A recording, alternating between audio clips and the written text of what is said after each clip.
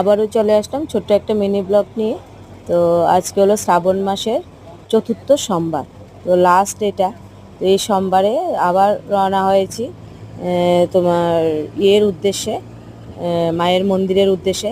শিবকে স্নান করাবো। তো রাস্তায় দিকে এত ভিড়, এত লোকজন রাস্তায়। তো চলে গেলাম। তো আমরা এখানে দেখো কি অন্ধকার, তার মধ্যে দিয়েও দেখা যায় কত লোকজনের ভিড়। তো মায়ের মন্দিরে পুকুরের ওইখানে তো অনেক লোকজন মাইক দিয়ে শুধু বলছে যে আপনারা পুকুরের মাঝখানে যাবেন না। তো তার মাঝখান দিয়ে আমি নিয়ে জল নিয়ে আসলাম। লোকজন কি করছে, তোমার ভিজা কাপড়ে জল নিয়ে আসছে স্নান করে। মানে আমরা তো বাড়ি থেকে স্নান করে গেছি, তো ওরা কি করছে ওইখান থেকে স্নান করে শিবকে স্নান করিয়ে আবার মহাদেব বাড়িতে যাবে। তো আমরা শুধু সেও এখানেই স্নান করাবো, মন্দিরে স্নান করাবো। তাকে মাকে দর্শন করি, তারপর শিবকে স্নান করাবো। তোমরা দেখতে থাকো।